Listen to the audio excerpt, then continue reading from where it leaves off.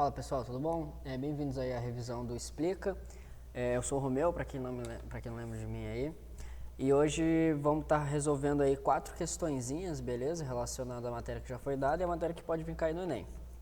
Hoje a gente vai falar da prova de 2020, caderno azul, questão 111, tá bom?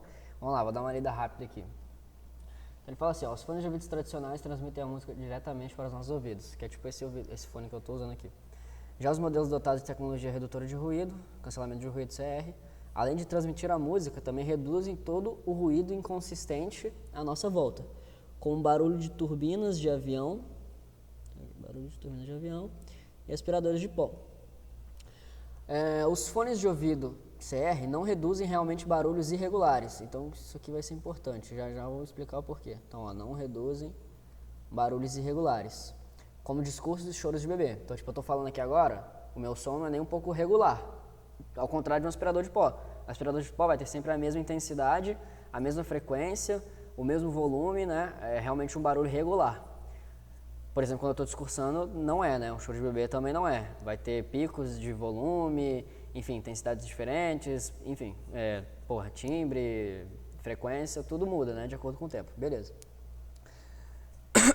Mesmo assim, a supressão do ronco das turbinas de avião contribui para reduzir a fadiga de ruído, um cansaço persistente provocado pela exposição a um barulho alto por horas a fio. Esses aparelhos também permitem que nós ouçamos músicas ou assistamos vídeos no trem ou no avião a um volume muito menor e mais seguro. Aí ele falou, a tecnologia redutora de ruído, utilizada na produção de fones de ouvido, baseia-se em qual fenômeno ondulatório? Primeiro eu vou explicar como é que funciona esse fone, e aí, consequentemente, se você já soubesse como é que funciona esse fone, você já matava a questão rapidão. E aí depois eu vou fazer como é que você faria essa questão caso você não soubesse o funcionamento desse fone de ouvido. Beleza? Então, vamos fazer aqui um esquema. Sei lá, fazer um desenho aqui. Finge que esse aqui é o fone. Tá? Então, fone. Aqui a tua orelha. Beleza? E qual a ideia? A ideia é o fone transmitir o som dele, que é o som que você está ouvindo o vídeo, está escutando a música e tal, e barrar, de alguma forma, o som que está vindo de fora, o ruído. Então, esse aqui é o ruído. O ruído nada mais é que o som que a gente não tem interesse, né? Como é que ele faz isso? Beleza. Primeiro, uma observaçãozinha. Lembrando que isso aqui é uma onda sonora, e as ondas sonoras são ondas longitudinais, tá? Então lembra de revisar isso aí, que são ondas longitudinais, ondas transversais e quais são os exemplos. A onda sonora é uma onda longitudinal.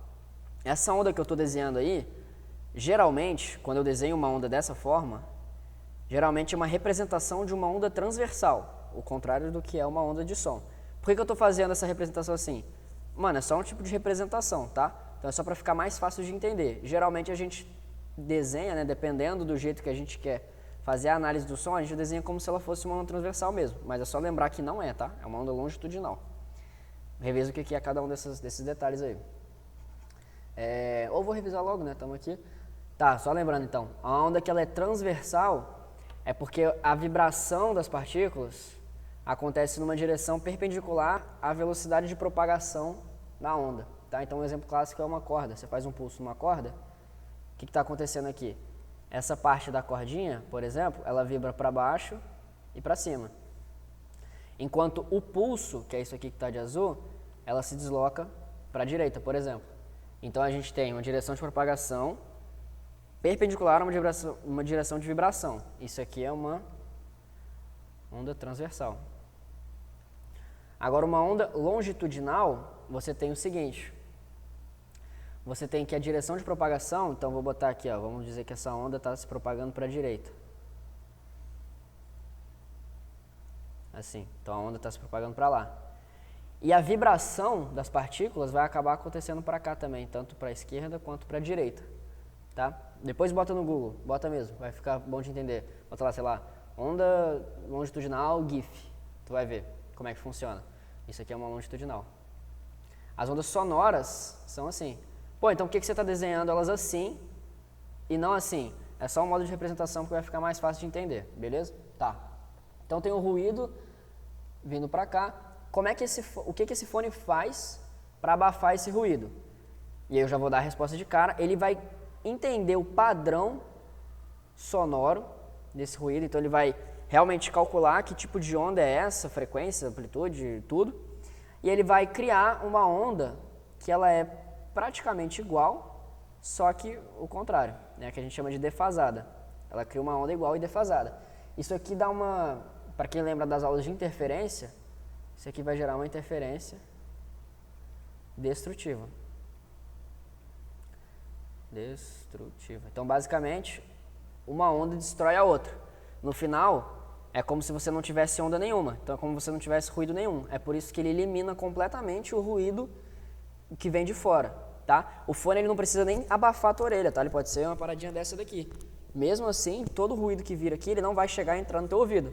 Porque a onda que o próprio fone cria para fora vai fazer com que esse ruído seja abafado, tá? Na verdade, não é abafado a palavra certa, é uma interferência destrutiva.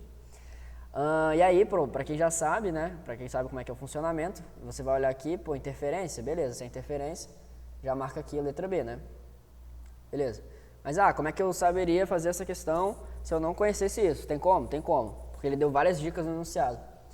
Então, como é que a gente vai fazer isso? A gente vai ter que eliminar as alternativas. Então, vamos eliminar cada uma delas e ver que realmente só faz sentido ser a letra B. Tá, então vamos lá.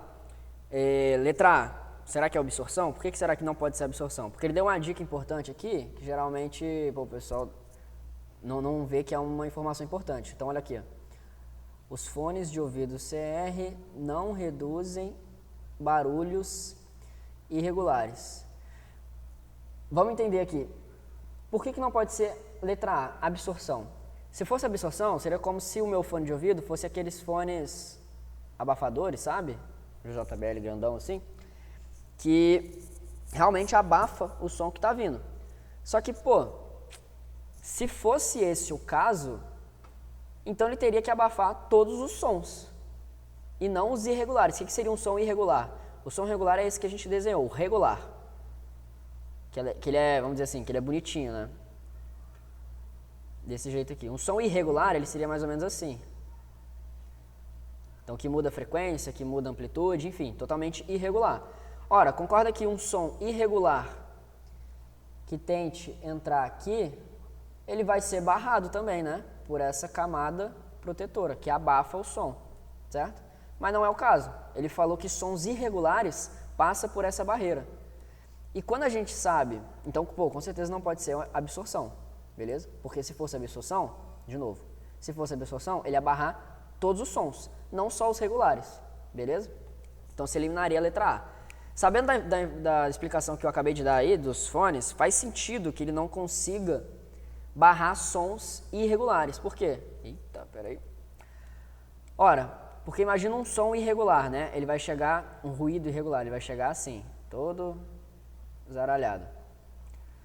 Tu concorda que o meu fone ele vai ter que ter um grau de complexidade muito maior? Na verdade, não só complexidade, ele vai ter que prever as ondas que estão vindo. Porque um som irregular é um som totalmente aleatório. E, não tem como, né? Ainda mais, pode pegar o nível de tecnologia que for, não tem como o fone prever o futuro, né? Não tem como ele prever qual vai ser o tipo de onda que está vindo.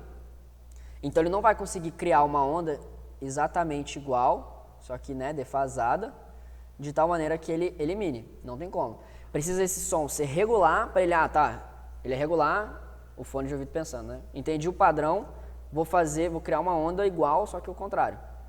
Tá? Se não houver um padrão, não tem como o fone fazer isso. Beleza? Então, faz sentido, né? Que não seja absorção. Então tá. Polarização. Polarização, o aluno que está mais safo ali na matéria, ele vai lembrar que polarização só ocorre com ondas transversais. Então, polarização é um fenômeno ondulatório que só acontece em ondas transversais. Só que o som é uma onda longitudinal, então tu já eliminaria de cara, beleza? Reflexão não faz muito sentido, porque, pensa assim, tem essa parede aqui da minha sala, certo? Se eu gritar aqui, o pessoal da outra sala vai ouvir também, entendeu? Do outro lado ali, vai ouvir.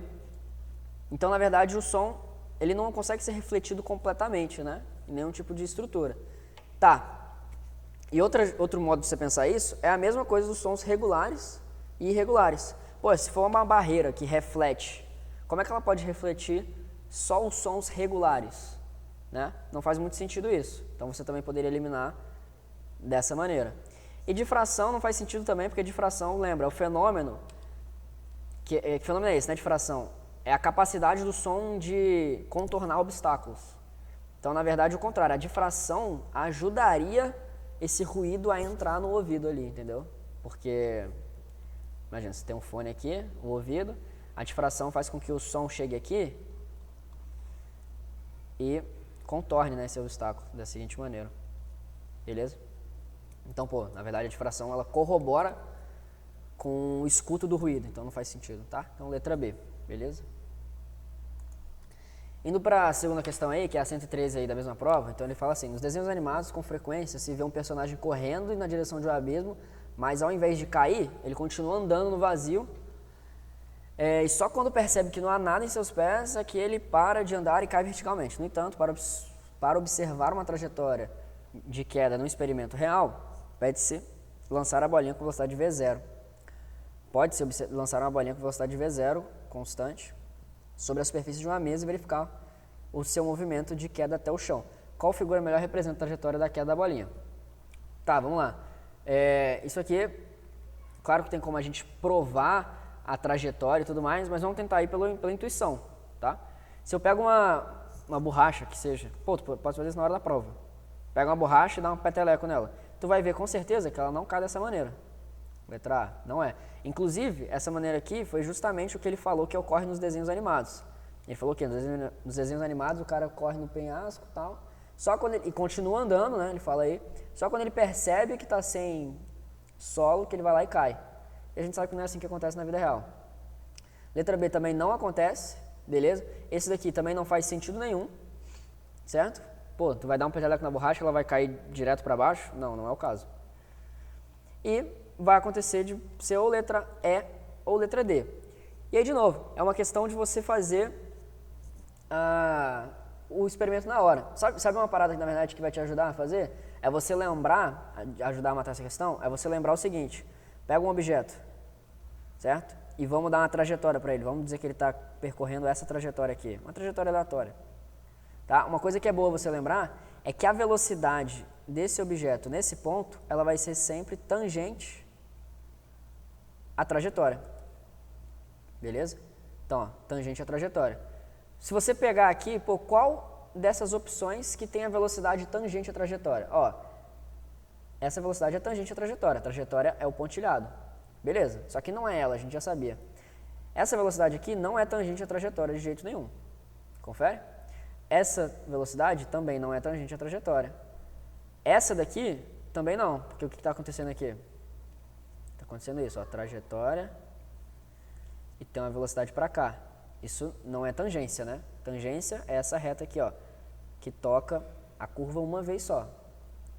Então, que velocidade, né, vai bater com essa questão da tangência? Justamente essa daqui. O que a gente tem aqui é trajetória, velocidade. Realmente está aqui, ó, na reta tangente, beleza? Que a trajetória é como se fosse isso daqui, ó. Reta tangente é aquela reta que toca a trajetória uma vez só, tá bom? Beleza. Próximo. Então, letra D.